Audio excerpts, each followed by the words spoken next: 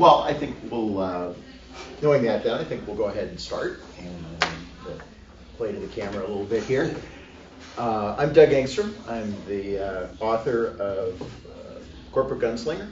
This is my debut novel. Do you want the door shut? What? Do you want the door shut?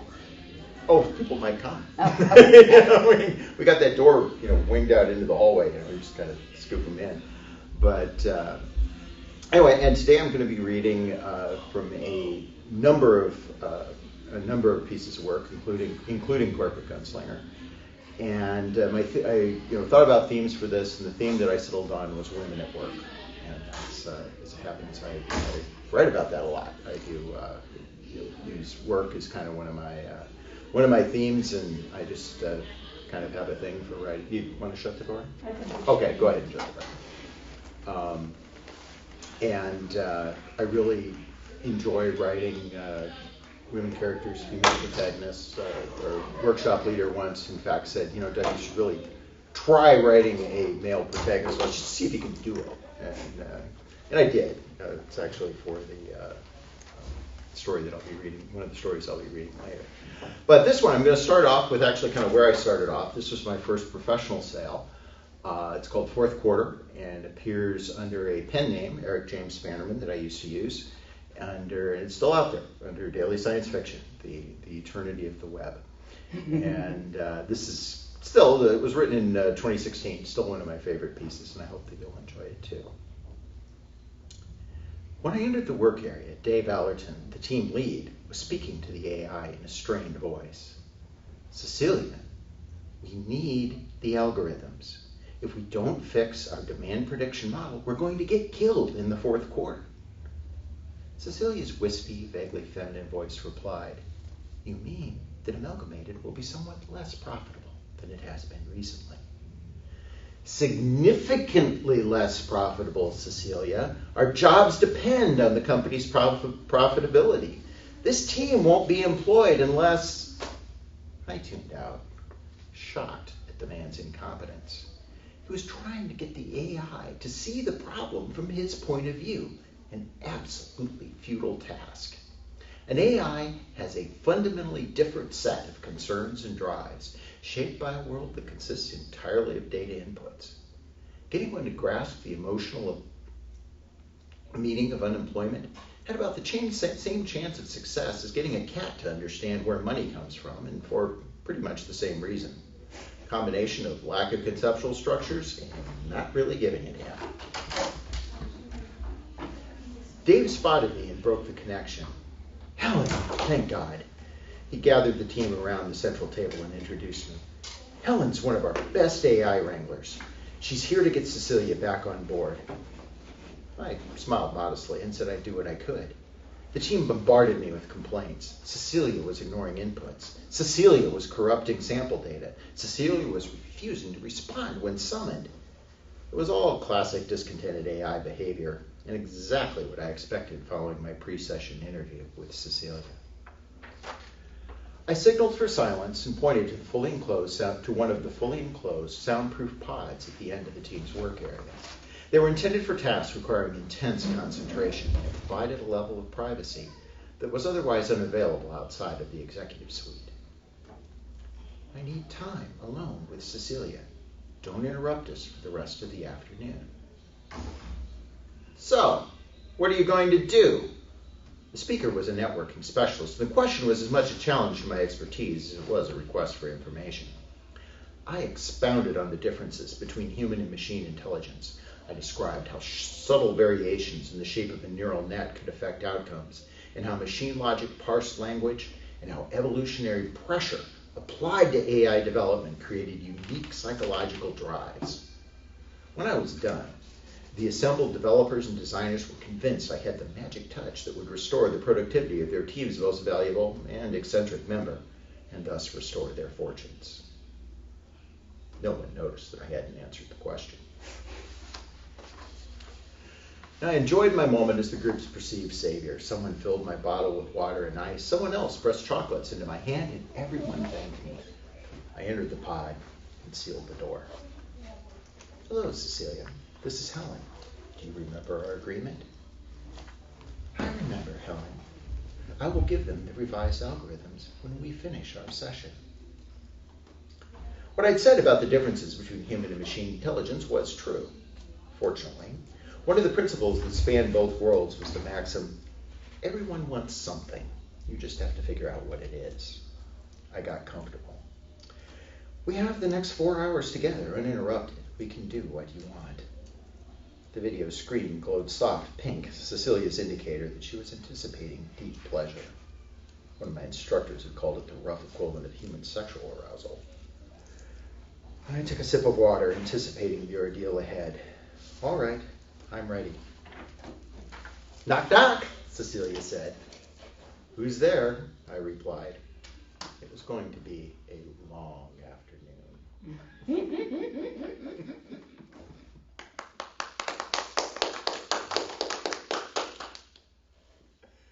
Thank you.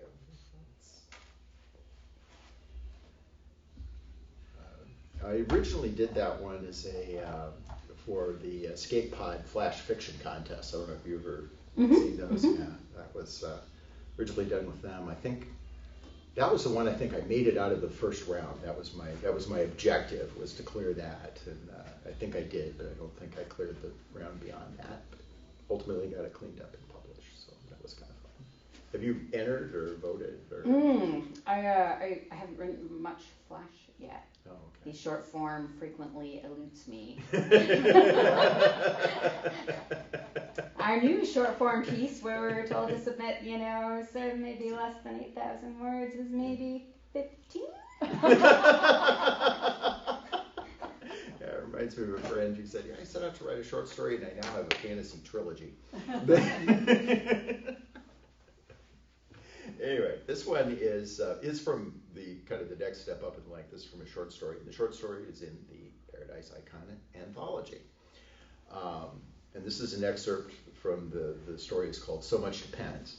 Now, the story is narrated by a former commander of the first attempt at Mars colonization, and it's many years after the mission has taken place. And in this section, he's remembering one of the expedition's multiple crises and a critical role played by one of the women assigned to the team. In another seat, uncomfortable for different reasons, he faces Blake across the table in the Habitat's common room. The environmental engineer isn't angry, but he is determined. Show me what the path to viability looks like if we skip the next launch window. What started out as a technical discussion on the merits of sinking a third water well is turning into a debate on the colony's future. As if responding to some signal, the other colonists arrive from side tunnels, filling the tables and lining up against the red rock walls. Is this a planned mutiny? If all 20 aren't in the room, it's close. He could send everyone back to work and schedule a meeting, but that would look weak. The best time to make his case is now, out in the open and in response to their demand. He answers Blake's question, raising his voice to address the growing crowd. If even one of the next 3 cargo shuttles lands as planned, Rusty, the pilot, cuts him off. After the kind of reliability we've seen since we got here, are you willing to bet our lives on that? I am. Gina enters from the main passageway, a force of nature in rumpled coveralls. Greenhouse smells enter along with her, filling the conference room with a hot vegetable stink. She completes a circuit, facing each person individually. Most turn away rather than meet her gaze. She stops when she reaches Rusty. So, you want to go back? You want to give up, is that it? Mars is too tough for you? 3/4 rations are enough? Work's too hard? We're going to call it off and go home. Is that what we're here to say? Rusty folds his arms as if defending his abdomen and leans forward. Gina, if we thought this could work, we'd tough it out. But we're knocking on a door that isn't going to open.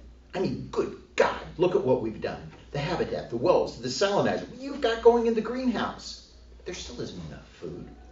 We're so short on power, we're blacked out for 2 hours a day. There isn't enough of anything to keep us going. Gina's arms remain at her side and her face hardens, as if to underscore the fact she isn't afraid of the pilot, even though she's 6 inches shorter. She draws herself up to her full height. squares her shoulders. Looking down, Rusty glares at her. All right. If you want me to say it, I'll say it. Mars beat us. Are you happy now? Okay. Let me ask you this, Rusty. She shifts her weight and places her hands on her hips. Have you been doing your maintenance exercises? Are you strong enough for Earth gravity? Rusty looks at his boots and doesn't reply. Hey. Me neither, because I plan to stay here. You know what it's going to be like going back to a full G after we've been here this long? Rusty still refuses to meet her eyes. And the radiation. You know we used up our safe exposure getting here and working on the surface, don't you? Nobody knows what happens to your brain once it's baked in cosmic rays that long. They have a better guess on cancer, but it isn't pretty. Do you really want to go through 5 rounds of chemo on depleted muscle and bone mass? Go back to Earth when we spend the rest of our lives as medical experiments and failures. Gina addresses the full room. The lander's out there on the plane, and the Bradbury has enough fuel to take us back. But consider what's waiting for us. The rest of you can do what you want, but I'll take a hero's grave on Mars over any life I'd have on Earth. She walks out, leaving the other colonists to stare at each other or the empty space where she had stood. That speech kept them going for another 4 weeks, all the way to the edge of the launch window.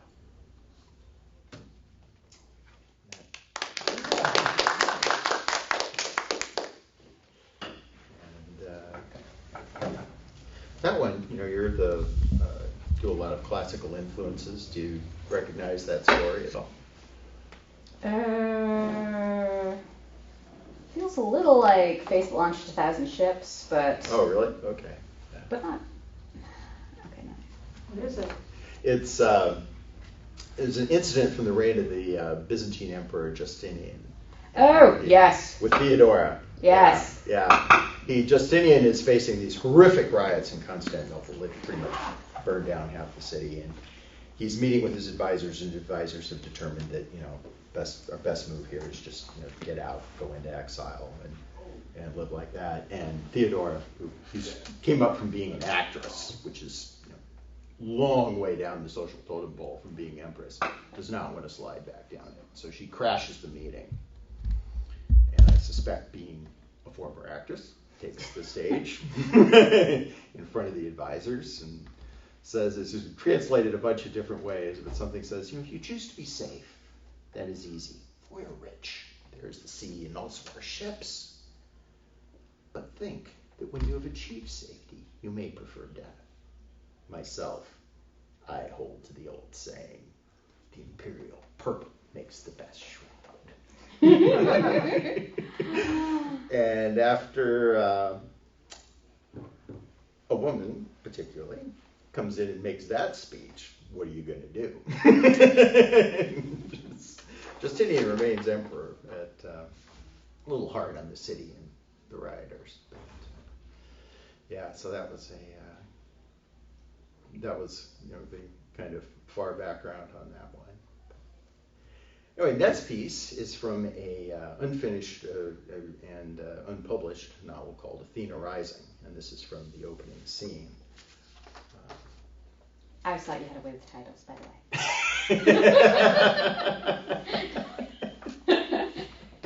Yeah, that gets picked up a lot in my writing.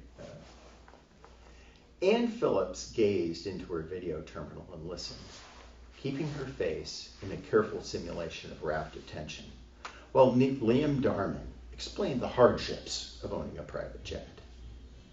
And that's just the legitimate expenses. On top of all that, there's the fraud. I once had a contractor try to bill me for more fuel than my Lear can even hold. On the monitor, Darman's face quivered with indignation, though his dark, wavy, and almost certainly synthetic hair remained nearly stationary. Anne shifted her position, pressing her chair into the back wall of her cube, and responded with a tone that conveyed the same interest and sympathy she'd give a close friend disclosing a cancer diagnosis. That's so awful. What did you do? She looked at the camera rather than the image, to create the illusion of looking into his eyes, while he explained something involving an alteration to the bill that results in the contractor turning over most of the fuel for free. Apparently it was clever. Anne gave him a "you are a smart man" smile and touched her earpiece as if someone had just spoken. "Just a second, Mr. Darman. I'm getting some information about your data pad." She tapped out a message on the keyboard in front of her. "Hurry up over there, Athena. I'm dying." Over the earpiece, on a channel Darman couldn't hear, her partner responded. "I see no signs of physical distress, much less death." Anne resisted the impulse to cast a wicked side-eye to her right, where the box containing the AI rested outside her client's field of vision. Instead, she looked down at the keyboard, furrowed her brow, and frowned as if she were concentrating on some complex technical matter. It was her best poker face. She typed, "Don't pull that. You understand idiom." Athena's voice in the earpiece again. "Yes, but it's funny if I act like I don't." Anne typed in response, "For some values of funny, not ones I'm using right now." "What do you get to decide?" Anne resisted the urge to type "human prerogative." Athena had not responded, but to those kinds of assertions very well lately. Best to say something instructive. She tapped out, "I'm the audience. A comic has to figure out what our audience thinks is funny and play to that." Anne let several seconds pass. No telling how Athena was parsing that comment. She typed again, "How's the backup?" "The backup is complete, but the network drivers are 3 versions out of date. His personal files need to be re-indexed. The reserve battery is holding only a 50% charge." Anne replied via keyboard, "Mark all that as future work and create an open order for it. Mr. Darman needs to be on his way." "You mean that you need Mr. Darman to be on his way?" Anne couldn't say that wasn't true. Instead, she typed, "They'll replace his data pad and fix the battery, and they'll update the drivers and index files during the swap. Put the order in." Anne returned her attention to the screen. "Good news, Mr. Darman. The files are back in place. Take a look and see if it works now." He tapped the pad a few times. A smile broke across his face, disclosing disturbingly perfect teeth. "Thank you, Anne. You've been a great help." She produced a look of warm, modest appreciation, followed by serious technician face. "There are some longer-term issues with your data pad. Nothing immediate, but you may notice slower performance. It won't last quite as long once you switch to backup. Would you like me to schedule a visit for you, or would you prefer to stop at one of the service lounges?" Darman looked slightly pained. "I suppose I can have it taken care of while we refuel in New York." "Of course. Our team will be there to take care of you." She keyed up an appointment screen. "Shall I tell them when to expect you? They could have someone meet you at your plane if you like." She hit all the talking points. Confidence by using the word "will" with no qualifiers. A warm, nurturing expressions like care and expressing the support available with the team. Above all, assurance that he was in charge and his wishes were paramount. "Can I just walk in?" Anne dipped her head a little. In past encounters, Darman responded well to small submissive gestures.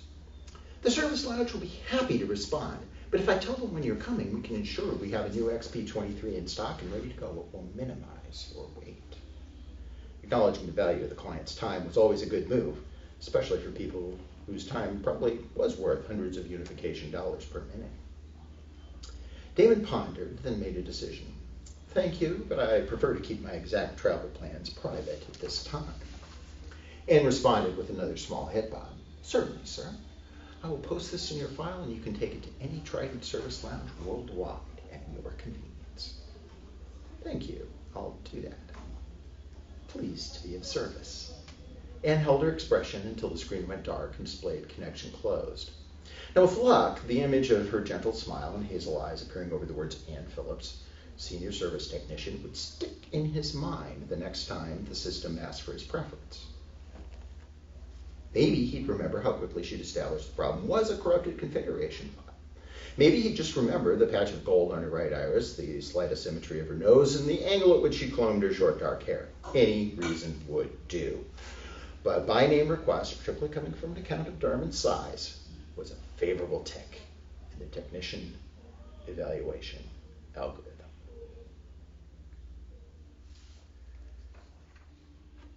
Just out of curiosity, has anyone else worked in direct customer service. Oh yeah. Yeah. Yeah. So as soon as you saw in here that the customer could see you during the interaction, you knew this was a horror story, right? I was just like, oh no, it's not me. It's not my face I'm worried about. The person behind me who's like sitting there like picking their nose, and, tossing their ball up against the ceiling and waiting for it to drop while they have the person check out their instruments. Yeah. I'm just like, I have no control.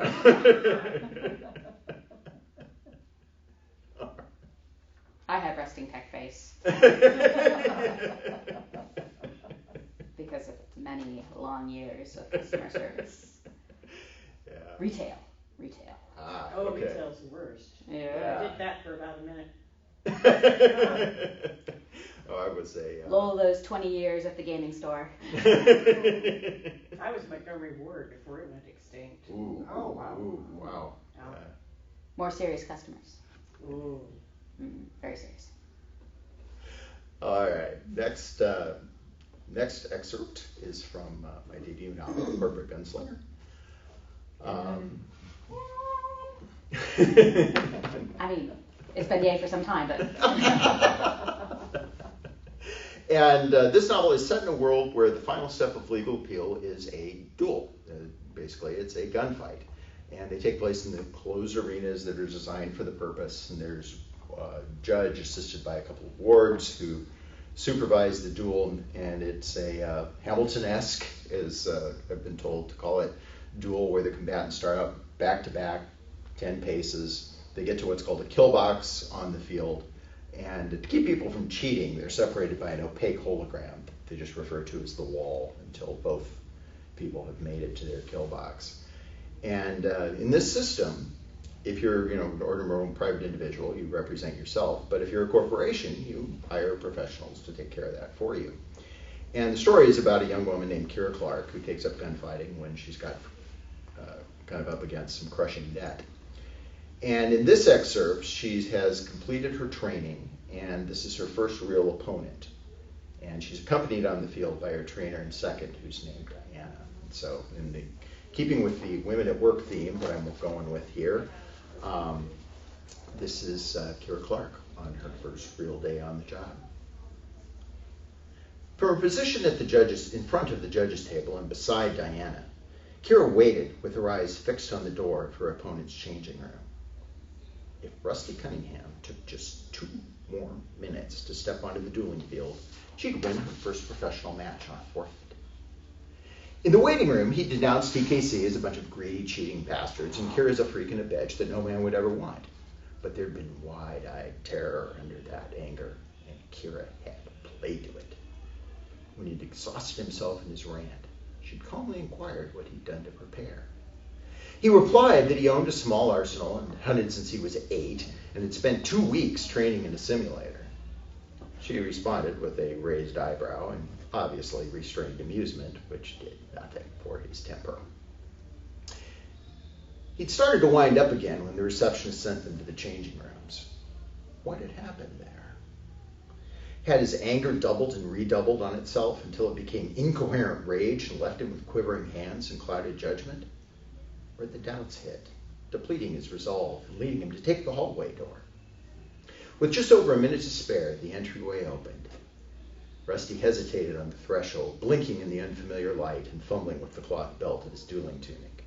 His name badge sat slightly askew against the Velcro holding it in place. With some prompting from the ward, he found his spot in front of the judge, placing him on Kira's right. Rusty's second stood a bit behind him, dressed in jeans, dress shirt, and hiking boots.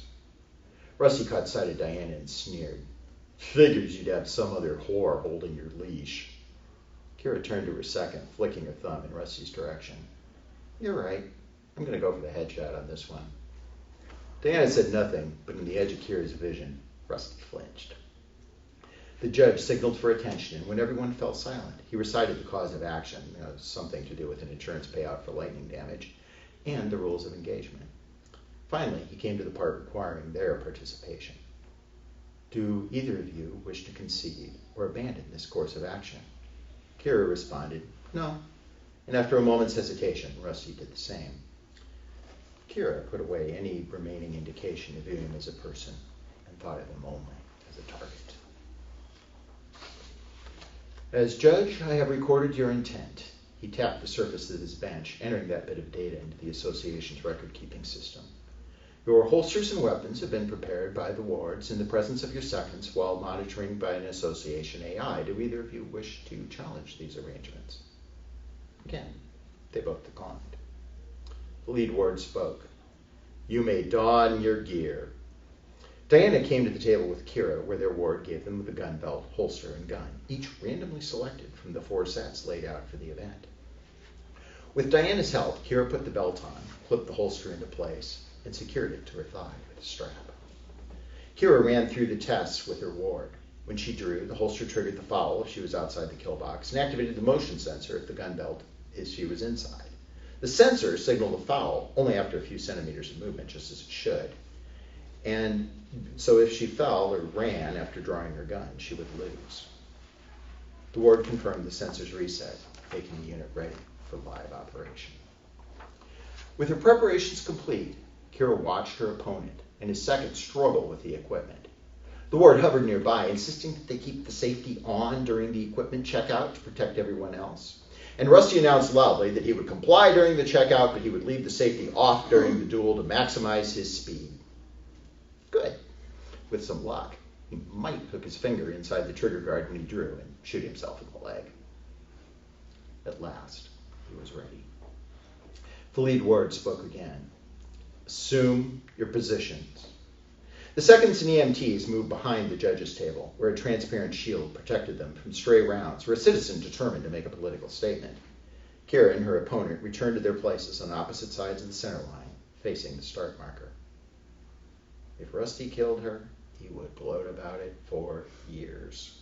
She let that thought slip through her mind without consideration. The wall went up. On the ward's command, they walked down opposite sides of the barrier to the red circle. Kira put her toes on the edge of the marked area and waited, her back to Rusty, her face toward the kill box. She tightened her focus, letting all extraneous parts of her world slip away. She had a duel to win. The lead ward called out, "You may proceed on my count." After a pause, he spoke with steady rhythm. 1, 2, 3. Kira walked toward her end of the field, following the strike line and matching her pace to the ward's cadence. 4, 5. She kept her breath regular and her mind focused. 6, 7. She picked a spot between the left boundary and the center line where she would enter the kill box.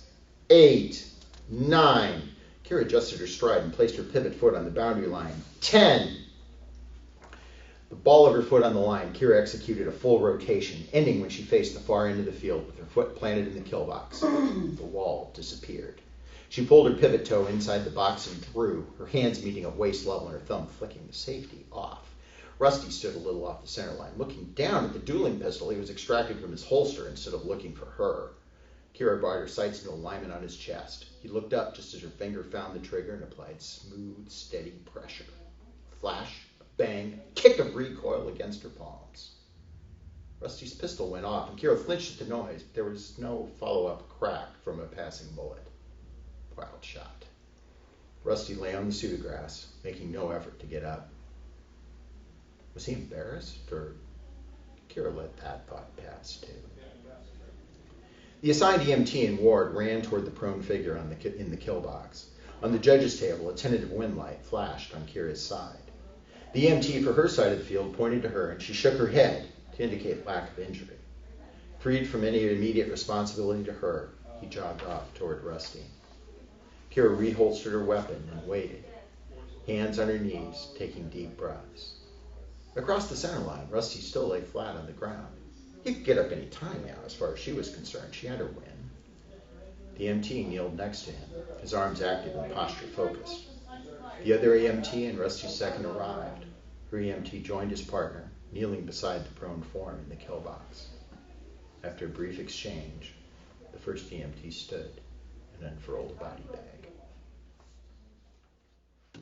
So, yeah. First day at the office, somebody died, and it was a good day.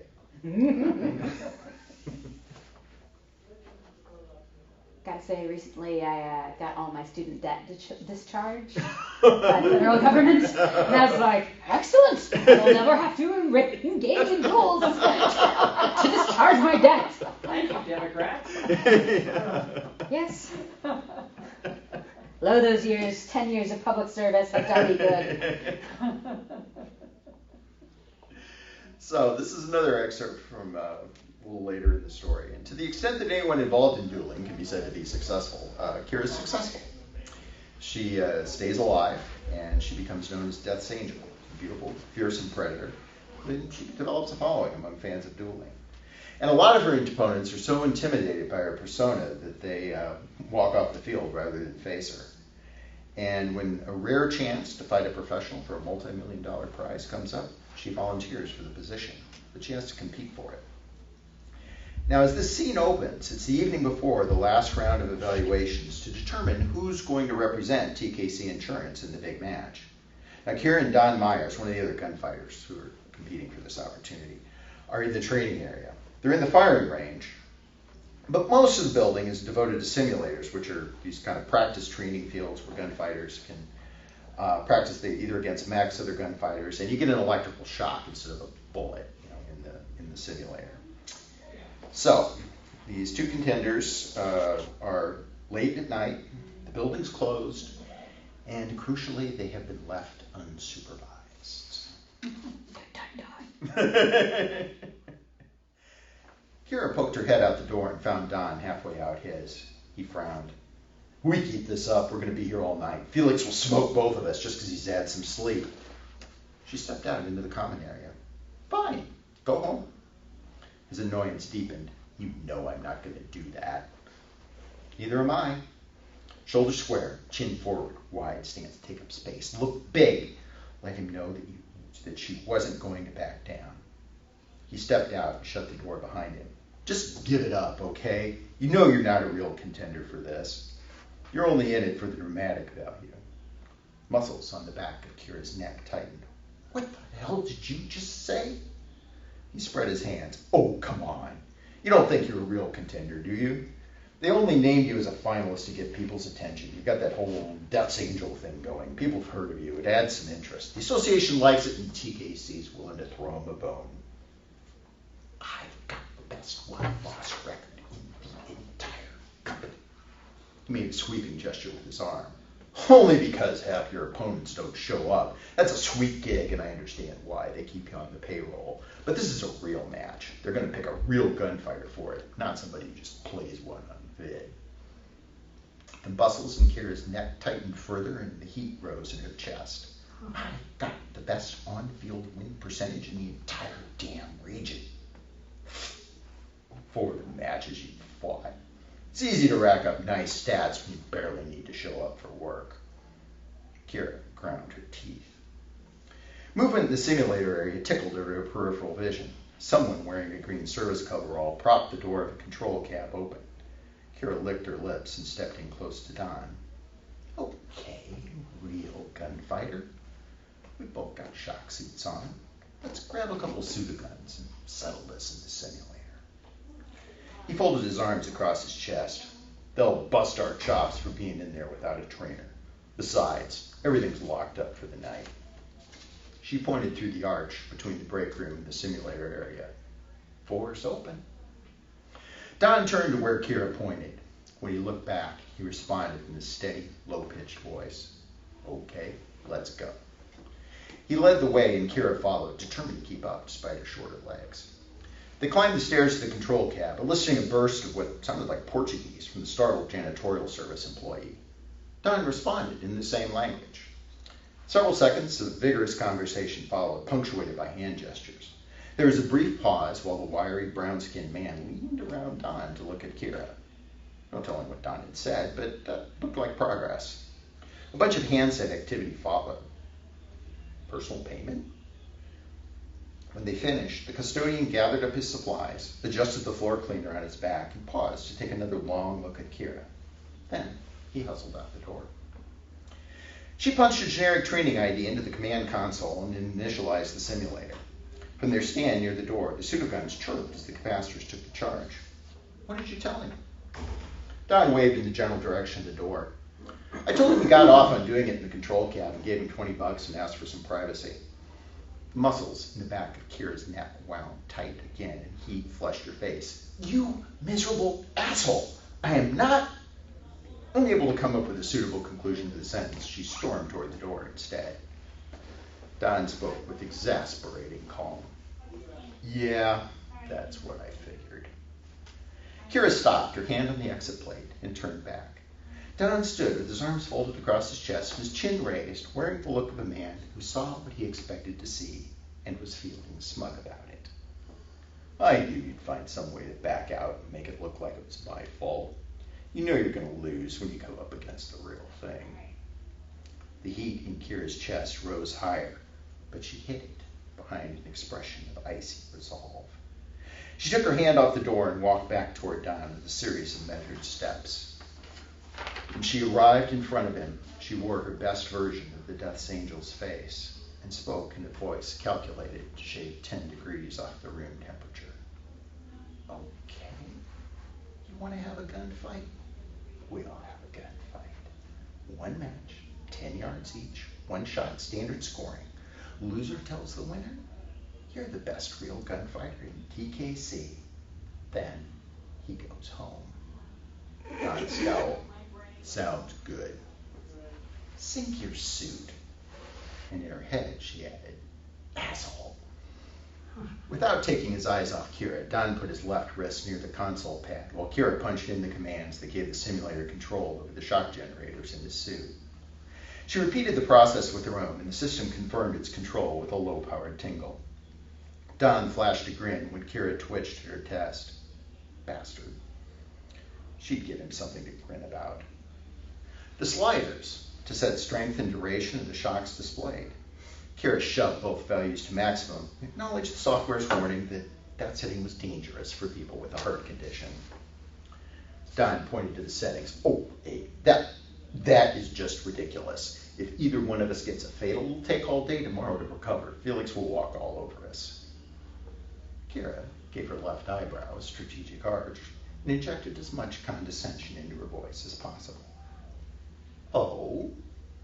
A real gunfighter is worried about getting killed by some poser? He stepped back.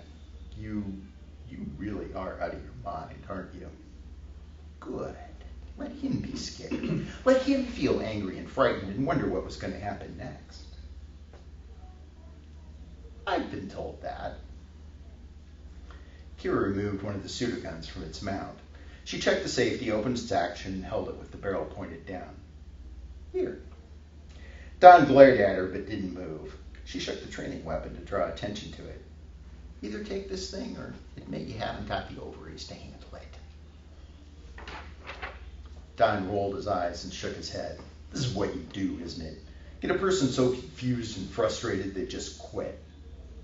He snatched the pseudogun from her hand. She walked back to the gun stand to retrieve hers. I prefer to think of it as helping my opponents see the reality of their situation. She followed up with a cold, cruel smile. A few minutes later, they stood side by side in front of the judge's table, their pseudoguns holstered, looking down the field toward the start point and waiting for the simulator to run the match script. Kira absent-mindedly scuffed her boot in the pseudographs. You know, I don't always psych people out and get them to quit. Don responded with a derisive snort. Sometimes I just get them so worked up they can't shoot straight. Before Don could respond, the wall came up.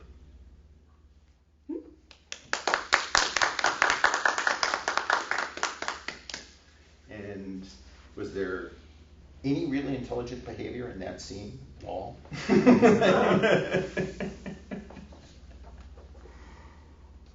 Oh, if only there'd been drinking. I'm sure that would have made everything better. Yeah, that would have been. Yeah, this was. That was a scene that I added when my agent said that, you know, I was just, and at the time just done kind of a straight jump from, you know, she's getting picked to, you know, she's entering the contest she's getting picked. And she's like, no, there's got to be something in there. I'd already kind of used a training montage, and I'd already used some other prep stuff. And I thought, something needs to happen. And it's been a long time since anything funny had happened at the book at that point. Always kind of believed in Joss Whedon's dictum, what is it? Make it hard, make it gritty, but for God's sake, tell a joke. So that's how Don got to be her foil. And I think I'm going to close up here, because we are just about to the done point, with the last reading. And for this one, we're going to follow Kira to the edge of the dueling field in what will be the biggest match of her career. In front of her, a door that leads to the dueling field. Behind her, an exit.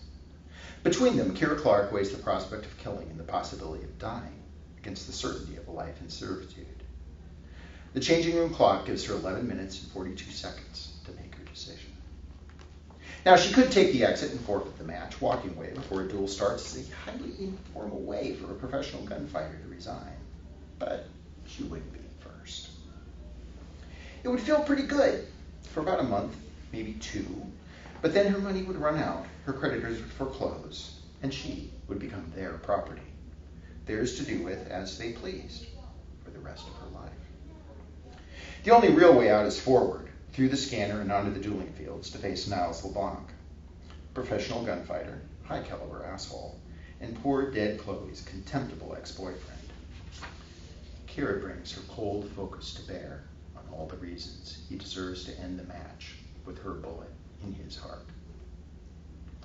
Right on schedule, fear breaks her chilly concentration. Arriving is an awareness of her body's vulnerability, so acute it sparks a deep ache in her chest. She wraps her torso in a self-hug and breathes, timing her inhalation by count and forcing the exhale to last twice as long. True to the promise of her first acting instructor, her muscles relax, her heart rate slows, and her mind goes blank. The terror flows through her, past her, around her, and then it is gone. The anxiety used to spook her, feeding a fear she was too weak for the job. 29 gunfights after her first match, it's simply part of her changing room routine, like pulling on the dueling tunic, the TKC insurance logo stitched on each shoulder, slipping her feet into the gov soft boots, or attaching her ID chip to the personal effects box. She unwinds her arms and focuses on how Niles will see her, closing her eyes to shut out the changing room's office bland decor and bought-by-the-pound corporate artwork. She will enter the field as a deadly apparition, wearing the company colors of forest green and slate gray, her blonde hair clipped into the helmet-like shape of the gunfighter's cut, and her eyes like 2 chips of stamped steel. She drives every hint of softness from her and compassion from her face, tightens her abdominal muscles, and straightens her spine. Then the words, spoken only for herself. I am death. I am terror. I am blood. She gives herself over to Death's Angel, her role for the duration of the duel. Playing her longest running and most popular character, she will step onto her greatest stage and give her largest audience a life or death performance. She speaks the final words of her personal incantation. Showtime.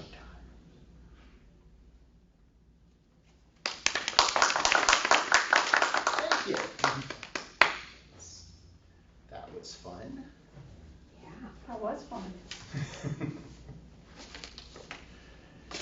All right, anybody, we can go if we want. If there's any questions, I can answer questions.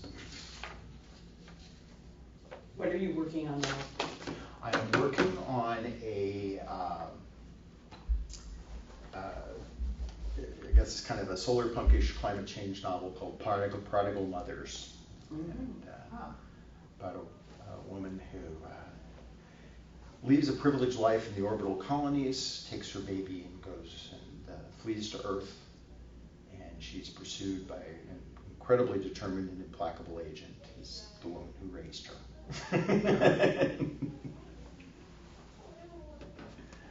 Ooh. Okay.